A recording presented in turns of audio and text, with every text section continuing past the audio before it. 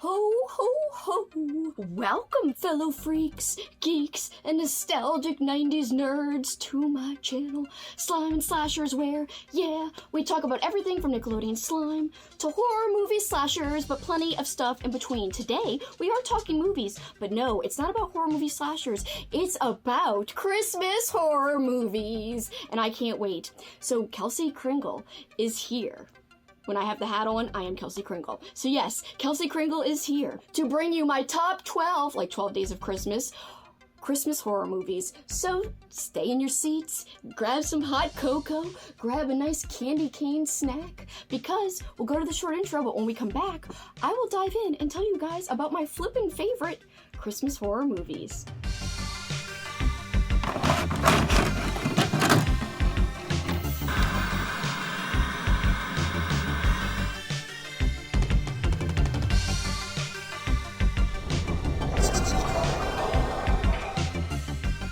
Jingle, jangle, jingle, here comes Kelsi Kringle with some Christmas evil. Alright guys, I don't know why I sang that. Sorry, Kelsi Karaoke has popped up yet again. If you're a longtime viewer of mine, every now and then I sing a few things and that is Kelsi Karaoke, and it's terrible, I know, but hey, whatevs. It is what it is.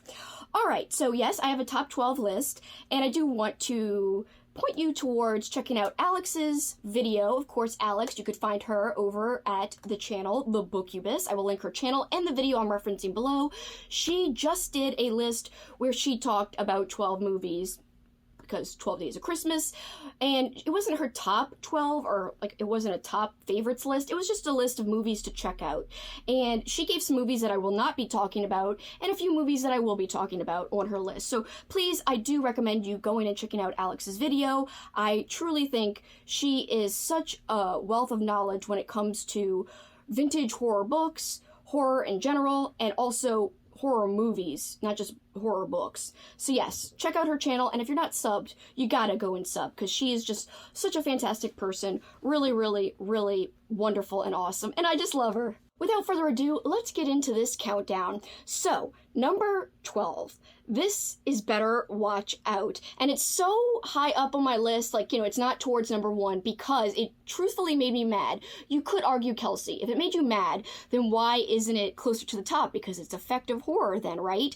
Yes, but so it's good, angry that it made me in terms of, yes, it was effective, but at the same time, it was frustrating as like the viewer who wanted to see certain things play out or were frustrated by certain other things playing out. And anyway, it is a great movie. It is a great Christmas horror movie, and if you've not seen it, you should see it. A kid and his babysitter, they're together, and they think there's a home invasion, and things ensue. I won't say anything from there. Go into it blind. Do not look up trailers. Do not look up descriptions. I would say if you've not seen it, just go watch it. Just go into it blind, because that is the best way, honestly. Number 11. This one's a little cheesy, but I did enjoy it. I just watched it last year. This is Mercy Christmas. I do think it's one of the better Christmas horror movies. There's some Christmas cannibalism going on in this movie, and that is rhyming and has a little jingle to it. No pun intended. Jingle, jingle, jingle. It is a very entertaining movie. It's got some humor to it, which I really, really loved. Like I said, the acting can be a little corny, especially when it comes to the villains of the film, but still worthwhile, still kind of in the upper echelon tier of Christmas horror, because there's not like hundreds of great Christmas horror movies. There's a handful of really amazing ones. Mercy Christmas is like on the outer edge of pretty great. Still entertaining. I don't think people would have a bad time checking it out. Number 10 would be especially good if you liked movie musicals, because this is a musical about zombies, and it is a Christmas musical about zombies. So yes, it's set during Christmas time. It's a British film, I believe. They all have accents, but it's very clever. It's very catchy.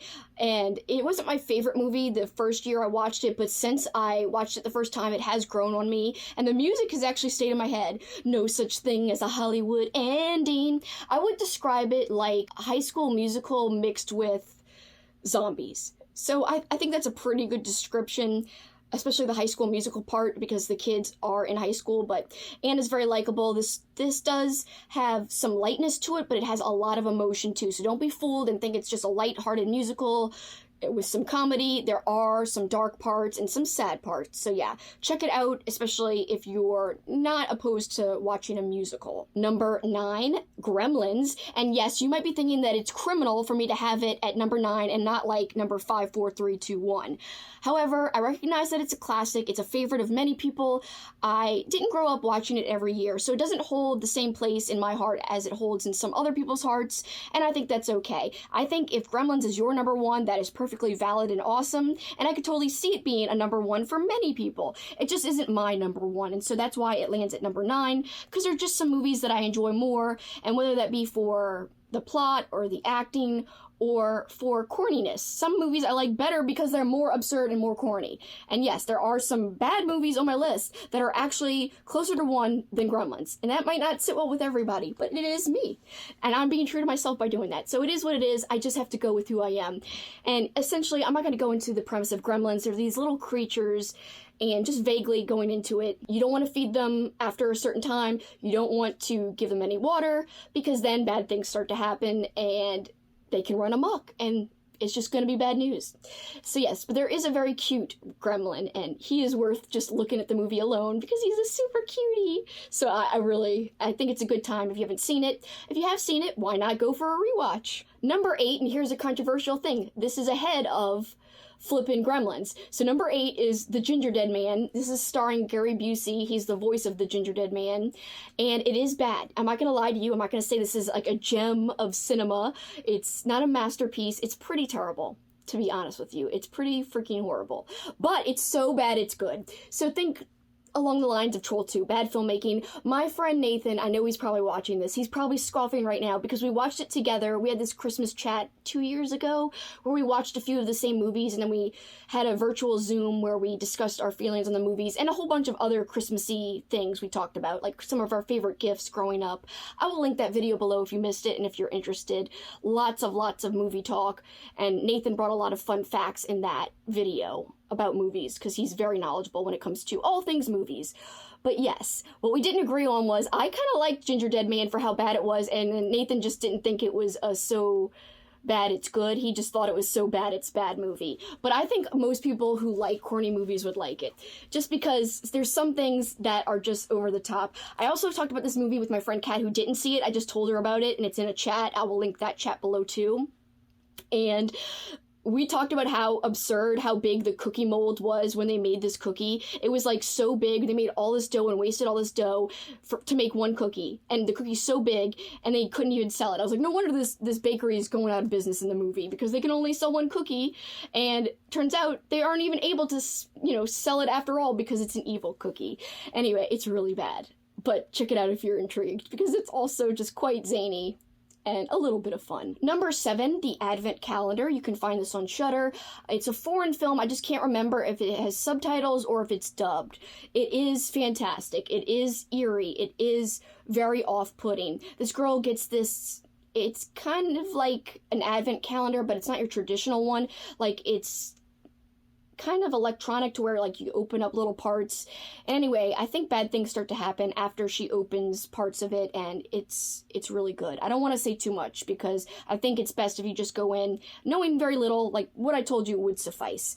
Just know that it's really, really good. I thought it was effectively creepy, and I think you can't go wrong. It's definitely got good holiday vibes as well. Number 6, A Christmas Horror Story. This is kind of an anthology film, but all the small stories in the movie connect to one larger storyline.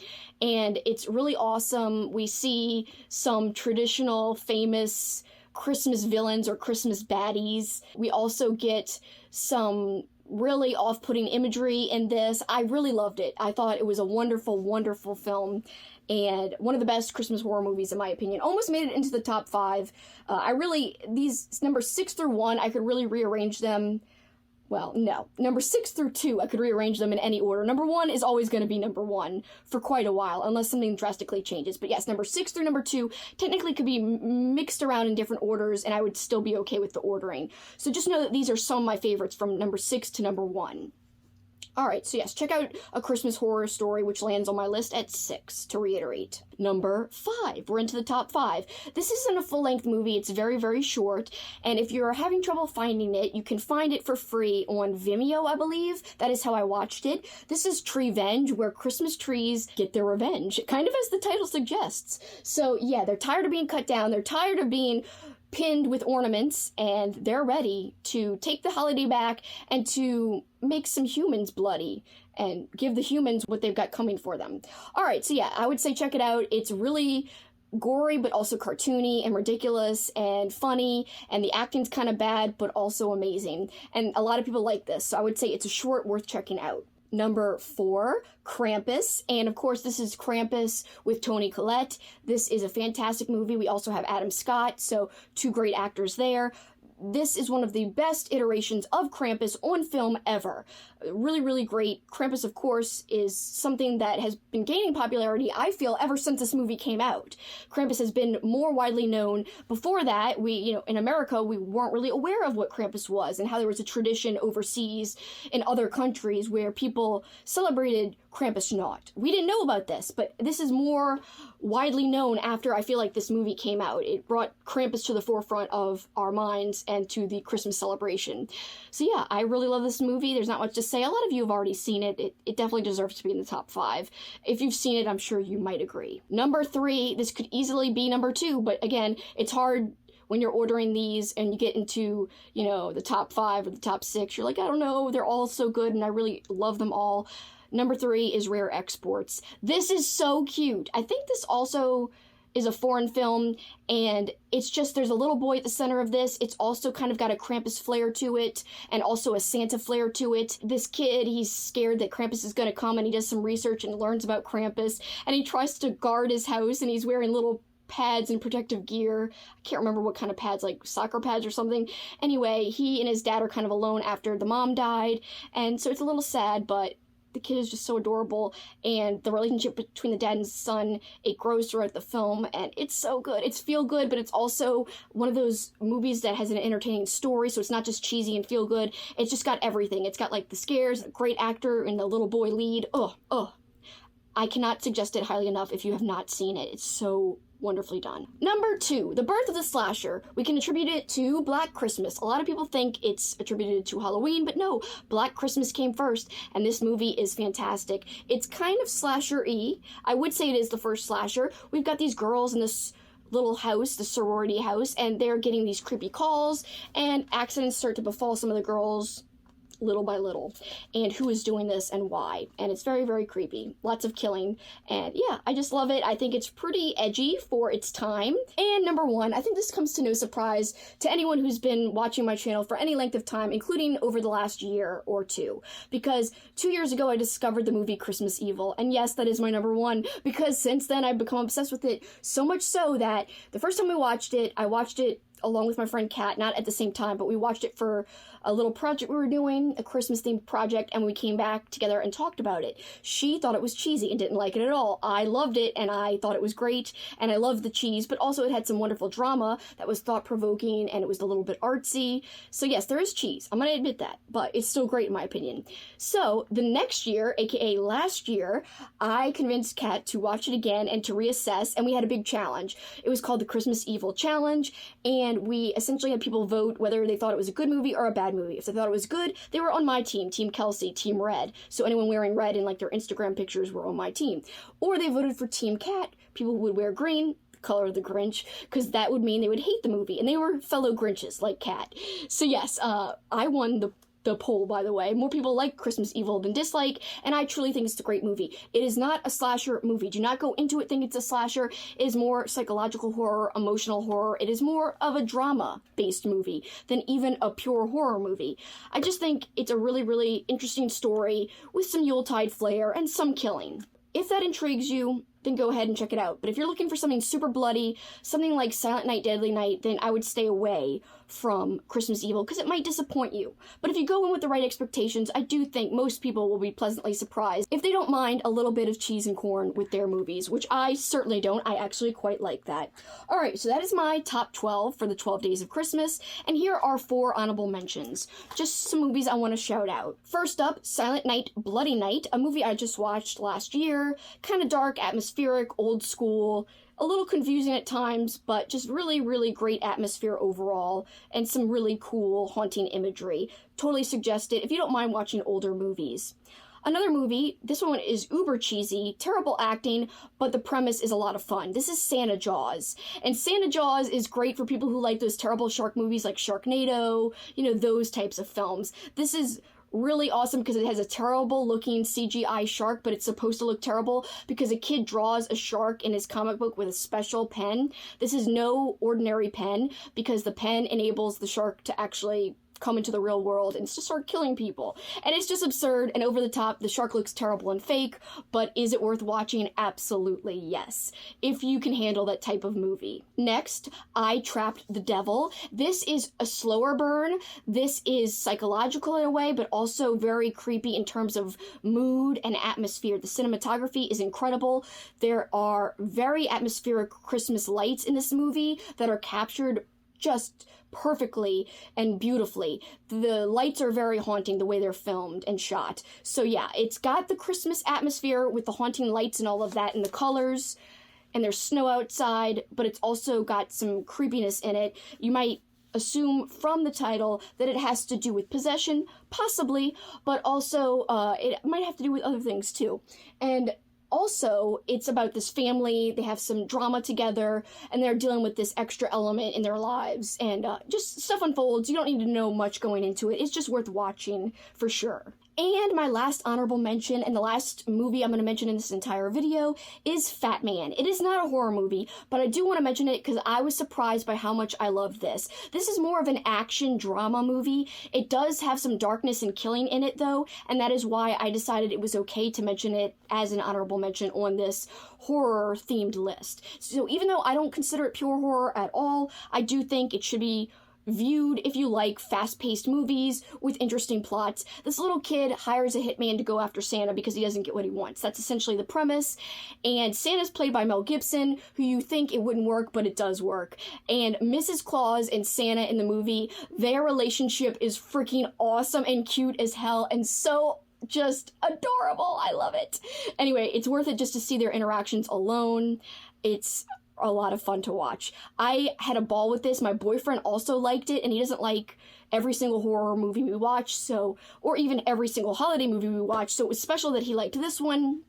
Yeah, if you like movies like Die Hard, I think you'd like this, but it's a little bit more heartfelt than Die Hard at the very core of it. So yeah, I would say check it out if you're intrigued. And also, in the movie, Santa, it's like almost like he's running a business kind of thing, so that's another thing that makes it unique.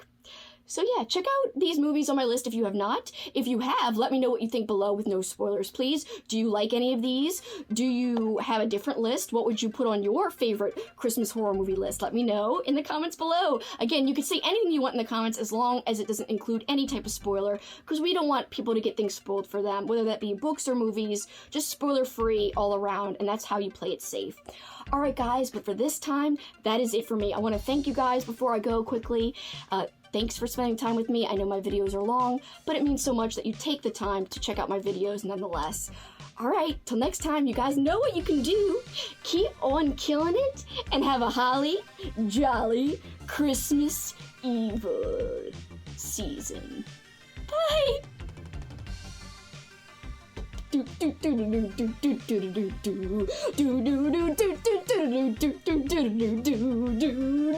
don't know what I'm singing. Goodbye!